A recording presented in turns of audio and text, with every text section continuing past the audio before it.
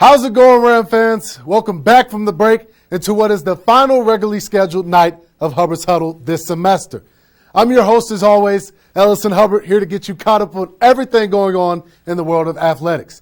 Tonight, we'll jump into what seems like a weekly occurrence for Tuesday nights.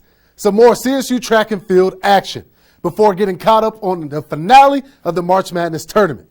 And of course, how could I forget about my top highlight play of the week to close out what very well might be the final Hubbard's Huddle.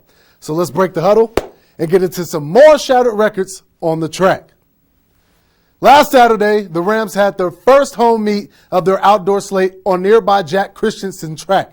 And like CSU faithful have grown accustomed to as of late, 2 more school records were put into the record books throughout what was a dominant team effort from these Colorado State athletes all around.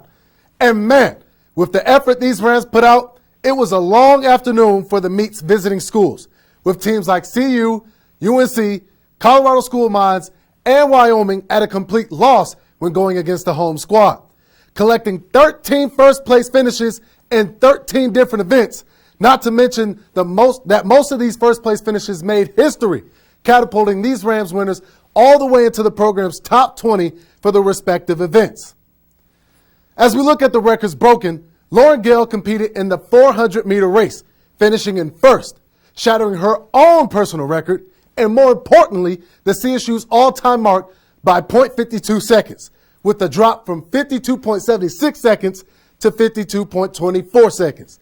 And as we jump into triple jump, sophomore alum Bouchara, who has been the talk of Hubbard's Huddle for weeks, has now broken 2 records. That's right, 2 all-time marks, all as only the second-year student athlete. Bouchara previously made history earlier in the semester with the indoor record for triple jump at Colorado State. And he can now say he surpassed the marks indoors and outdoors, finishing with a historic leap of 51 feet and 1.5 inches. And to end things off, let's take a look at one more outdoor CSU record breaker.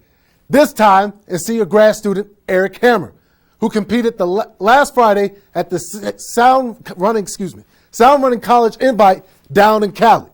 The longtime Fort Collins vet competed in the 10K meter race and finished first with a time of 28 minutes and 8 seconds, dethroning the previous champion in the event and former teammate Jarrell Mock by 2.85 seconds.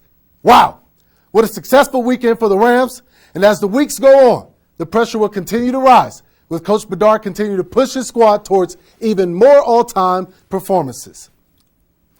And now, slamming our way into the finale of the March Madness, last Tuesday I predicted that Michigan would win it all. Man, was I wrong. But hey, the sadness I felt was short-lived as the 2021 Men's Hoops National Championship finally arrived, putting the undefeated Gonzaga Bulldogs against the Baylor Bears. And like the whole tournament, things don't go according to plan. And what essentially was a blowout, the Baylor Bears surely earned their spot in history, winning 86-70, erasing Gonzaga's chance at a perfect season and dropping them to 31-1. With the dub, Baylor and head coach Scott Drew brought home the program's first national title in school history. So how did the Bears beat the Zags? Well, let's take a look at the stats. The Bulldogs went 25 for 49 from field goal range, finishing with a better field goal percentage of 51%. But that didn't tell the entire story. Gonzaga just couldn't get it going from beyond the arc when they needed it most, finishing a lowly 5 of 17. And as the three-point nightmare showed, the team from Waco, Texas dominated the night, never trailing what was a dominant victory. In the end, Coach Drew's squad had the passion and the heart to win, and that took place in both their defense and their offense. And ESPN's Stephen A. Smith agrees, saying, quote, "Baylor is dominating both ends around the basket, and the guards are destroying Gonzaga," end quote. Now that Baylor basks in the glory of what is their first ever title, the 2020 to 2021 college basketball season has finally reached its conclusion.